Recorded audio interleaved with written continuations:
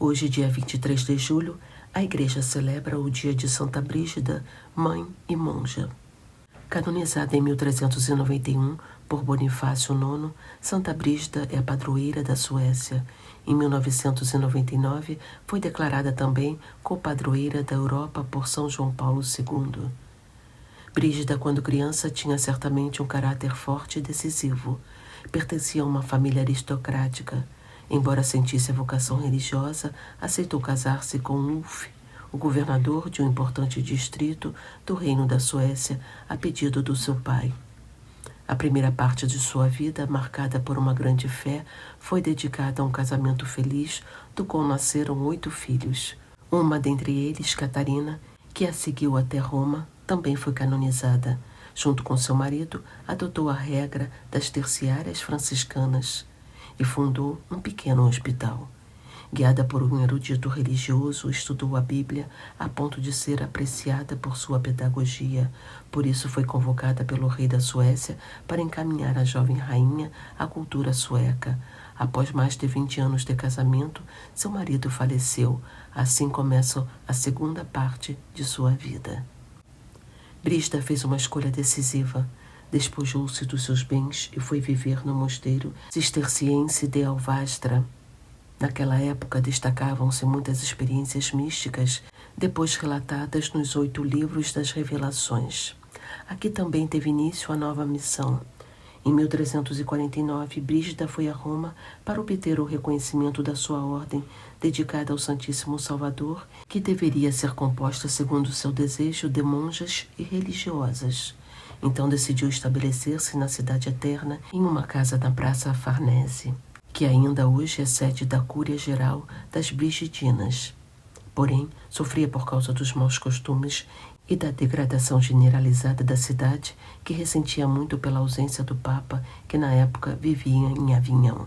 O ponto alto de sua missão, como de Santa Catarina de Sena, sua contemporânea, era pedir ao Papa para voltar ao túmulo de Pedro. Seu único remorso foi o fato de o Papa não ter ficado definitivamente em Roma. Na verdade, em 1367, o Papa Urbano V tinha voltado, mas foi apenas por um breve período. Gregório XI estabeleceu-se definitivamente em Roma, mas alguns anos depois da morte de Santa Brígida.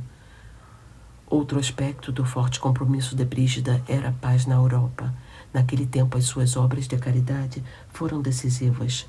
Ela, que era nobre, vivia na pobreza a ponto de pedir esmolas nas portas das igrejas. Aquele também era um período de peregrinação a vários lugares da Itália, de Assis a Gargano.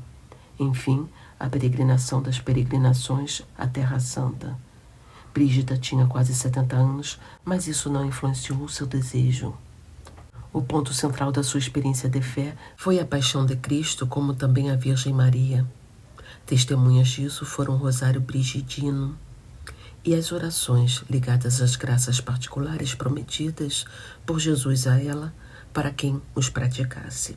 Santa Brígida faleceu em Roma em 23 de julho de 1373.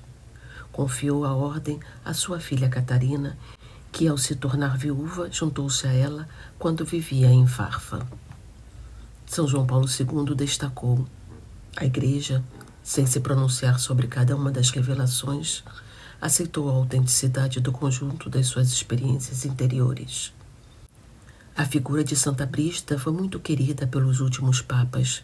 Bento XVI, por exemplo, dedicou uma catequese durante a audiência geral.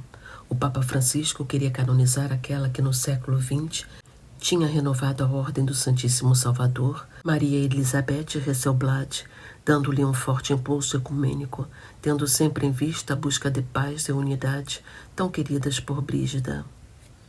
Minha oração.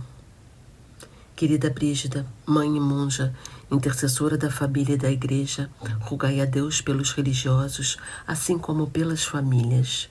Pedi ao Senhor a conversão da Europa e dos pecadores do mundo inteiro. Amém. Santa Brígida, rogai por nós.